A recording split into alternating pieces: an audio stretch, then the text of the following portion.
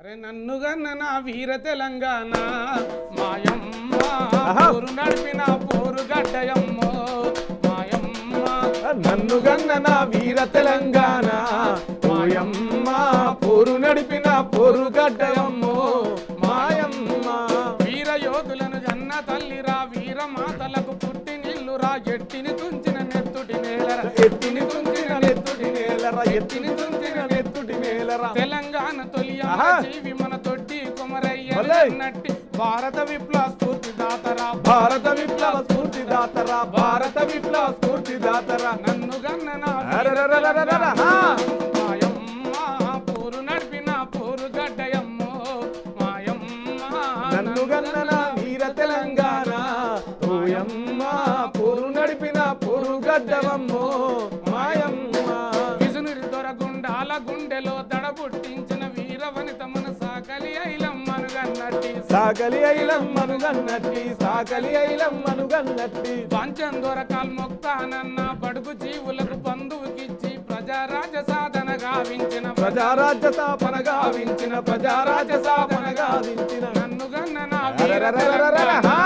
మాయమ్మ పోరు నడిపిన పోరు గడ్డయమ్మో మాయమ్మ నన్నుగన్న నా వీర తెలంగాణ మాయమ్మ పోరు నడిపిన పోరు గడ్డయమ్మో మాయమ్మ నైజబు నవాబు కోరలు తీసి రజాకార్ల పొలు మరలకు తరిమి లక్షల ఎకరాల భూమి వంచిన లక్షల ఎకరాల భూమిని వంచిన లక్షల ఎకరాల భూమిని వంచిన అరే నైజబు నవాబు కోరలు తీసి రజాకార్ల పొలు మరలకు తరిమి లక్షల ఎకరాల భూమి వంచిన లక్షల ఎకరాల భూమిని వంచిన లక్షల ఎకరాల భూమిని వంచిన 5,000 మృత వీరుల రక్తం తడిసిన నేల ములిసిన త్యాగం బానిస బతుకుల బాధలు తీర్చను బానిస బతుకుల బాధలు తీర్చా బానిస బతుకుల బాధలు తీర్చా నన్నుగన్న నా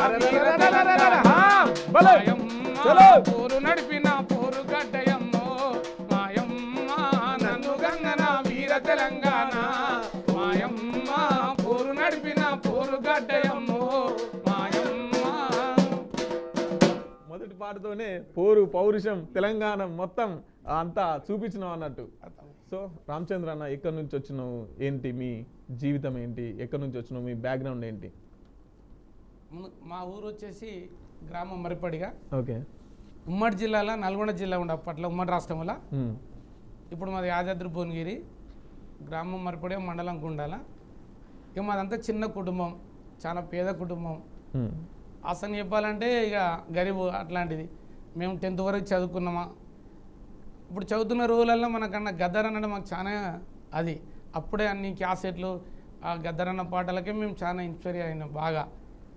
అట్లా నుండి మేము ఈ కళలో ముందుకు రావడం జరిగింది మెయిన్గా. మీ ఇంట్లో ఎవరన్నా వాడుతున్నా? మా ఇంట్లో ఎవరు వాడద్దు, మీరే? నేనే వాడేది. ఓకే.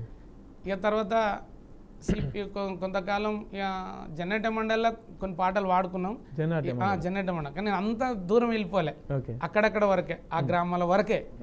ఇక మళ్ళా తర్వాత ఏంటంటే ఇక మా 10th అయిపోయిన తర్వాత నేను హైదరాబాద్కి వచ్చేసిన. ఇక్కడ ఏదో డ్యూటీలు చేసుకుంటూ ఇక్కడ నుండి వెళ్ళిపోయిన తర్వాత మళ్ళీ ఊళ్ళో చేసుకుంటూ సిపిఎం పార్టీలలో పాటలు పాడుకుంటూ అట్లా కొంత ఉండి.